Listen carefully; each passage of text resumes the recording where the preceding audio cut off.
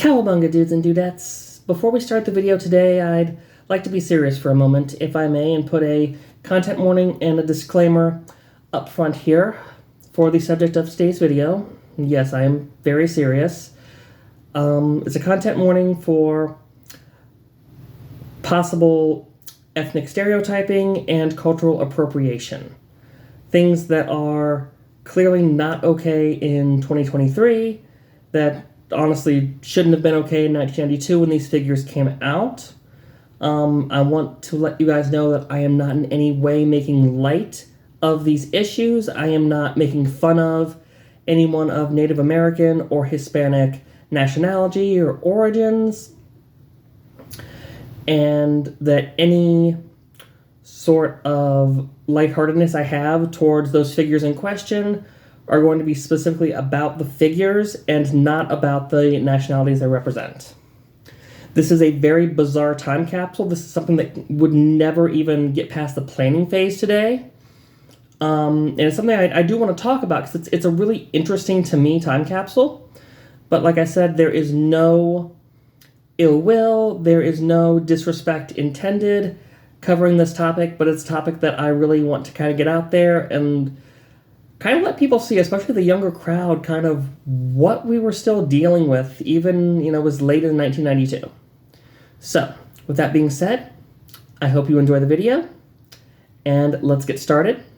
As always, my name is Sonia, and I welcome you to Teenage Mutant Ninja Thursdays. So, what is so controversial that I feel like I have to put a disclaimer up front first and foremost? Well, like I said, it's a Playmates figure line from 1992. It is the Wacky Wild West figure line, which consisted of all four turtles in various Wild West garbs and costumes, and two of them are representing, white Caucasian characters. The other two, not so much. So we're going to kind of build to what I'm getting to. It's an interesting line because it's definitely one of those lines. There's a ton of these different waves where it's just the four turtles, and it would have been actually really cool to see, different variants of the villains to go with them. I think you could have probably sold more toys that way. And I honestly don't know.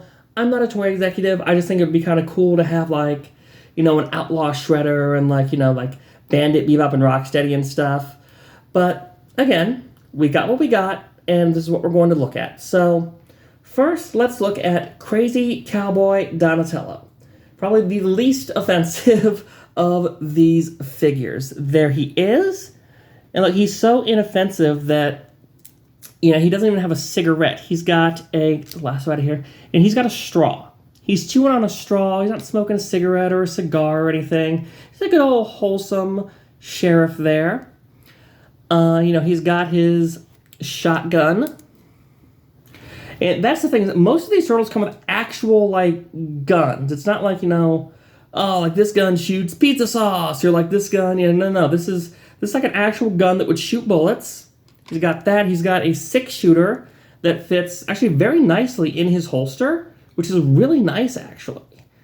Because a lot of times, well, actually not a lot of times, actually turtles were really good about having, accessory belts that actually would hold their accessories. I kept it going in the wrong way. Yes, I do. And he's got his lasso, as we saw up there earlier. And I want to talk about this belt, because the belt is weird to me, so the belt, it's a normal belt. It's got the little peg. It kind of, pops on there. It has 2 gun holsters, and he only comes with 1 gun. But the weirder thing is, if you take the belt off, he's got a belt under the belt already. They gave you a belt to put over his belt. It's so weird. He's got a cool little belt buckle there. And, I really love the denim here. It's a cool, I don't know if you can see it on here, but it's a cool, denim pattern. It's not just flat blue. There's specks, there's actually stitching on the back pockets. It's really cool. But yeah, he's got his cowboy hat. I do like that he's kind of got his elbow pads, elbow bands, like kind of like inverted, so it kind of looks like they're sort of tied off, like little wrist bandanas or whatever. I don't know. The main basis of my like Wild West knowledge comes from Blazing Saddles, so you're not going to get a lot of like deep insight as to the clothing on here. I do know these are chaps, but yeah, he's probably the least offensive. He's just a good old cowboy. And these guys with their boots do not stand up well. They do not stand up well. I mean, they all have the typical Playmates articulation where you have the one wrist that turns. Actually, both of these wrists turn, actually. This one's actually different. Actually, both of these wrists turn. Which means, can I get the shotgun?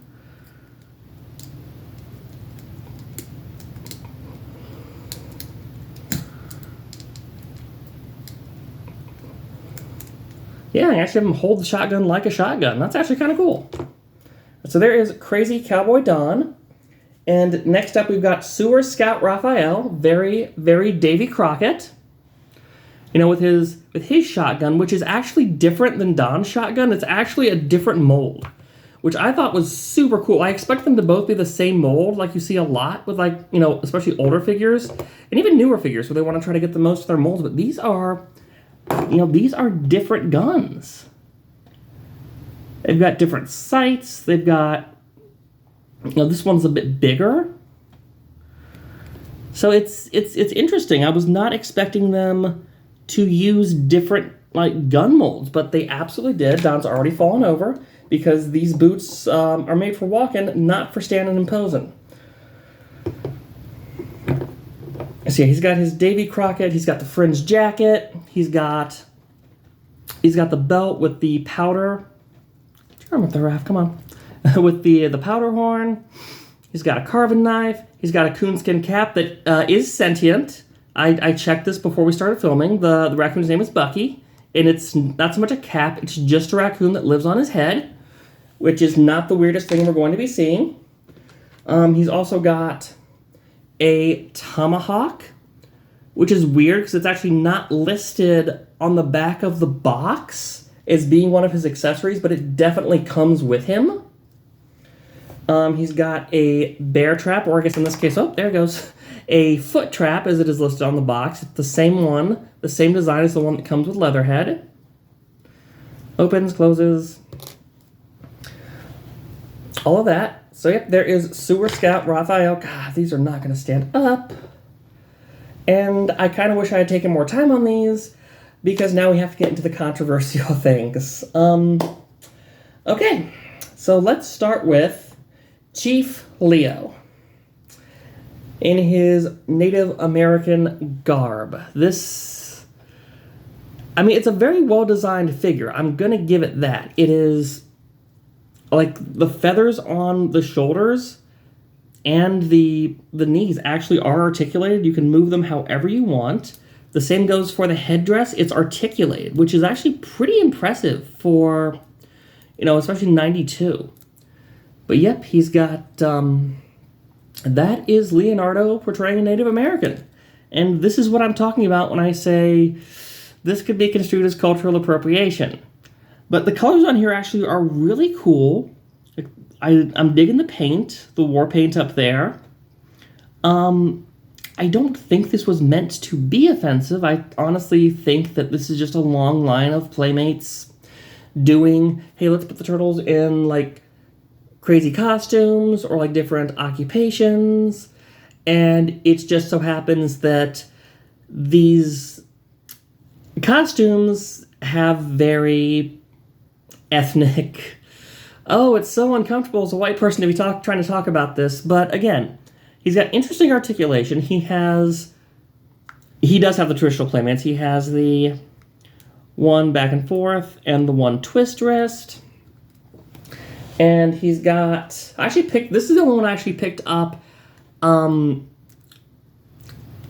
I stopped collecting. I actually picked this up from a local, buy and sell used toy store, about 5 years ago. So he doesn't have all the accessories. He's got his shoulder holster for his spear. So you can kind of slap it, and it really doesn't go on that well.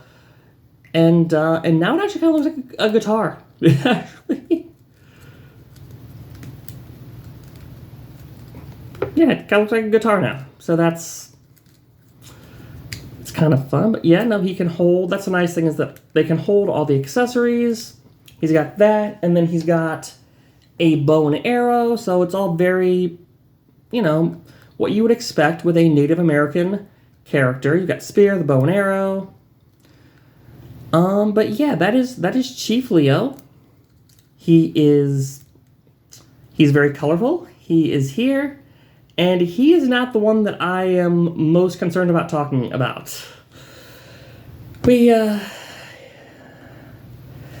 Okay, this is a lot. I just want you to know, this is a lot. Like, if you think this is a lot, you are not ready for Michelangelo. You are not ready for Bandito Bashin' Mikey.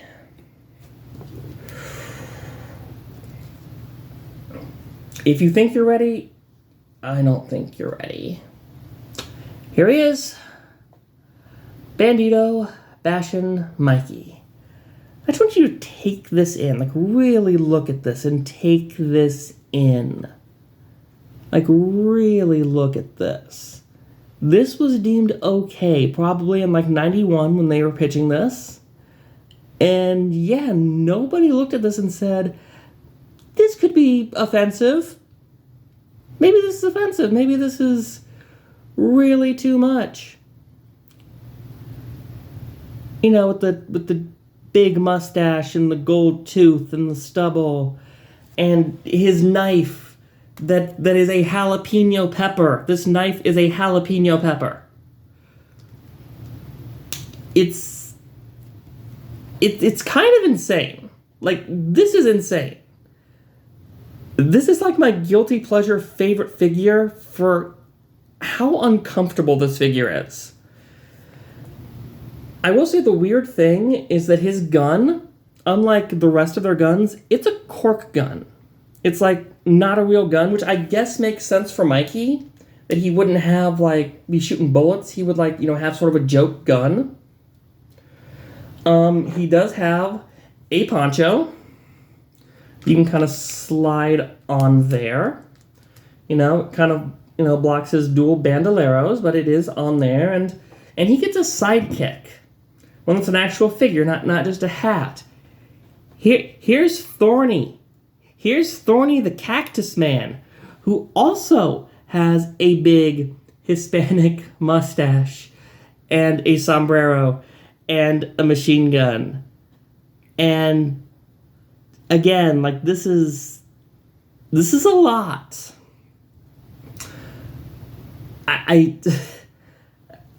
A picture is worth 1,000 words, and for the first time on this channel, I'm kind of speechless. Which is kind of why I've been holding off on doing this. I'm like, what do I even say about Bandito Bashin' Mikey?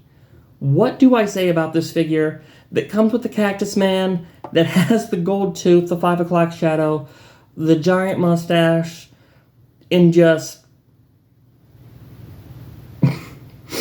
But I did get a lot of fun out of these toys as a kid. I really did. Like, you can tell with, the paint wear on all of these figures. Well, not so much Leo, because I didn't have him for some reason. That's a weird thing with me, is that going through trying to find lines to do for Teenage Mutant Ninja Thursdays, I found that I'm usually missing one turtle, and I'm honestly not sure why. But yeah, that is the Wacky Wild West Teenage Mutant Ninja Turtles from 1992 Playmates. It is probably the most unique set of figures they've done, for better or for worse. And I feel very awkward sharing these with you, but it's something that I think demands to be seen. So I'm glad we got through that. And, if you like my content, give me a like to this video, give a subscribe to the channel, leave a comment, share the video around. follow me on Twitter at Sonia Out and Proud. And I promise we will have a lot more levity next time on Teenage Mutant Ninja Thursdays. Bye!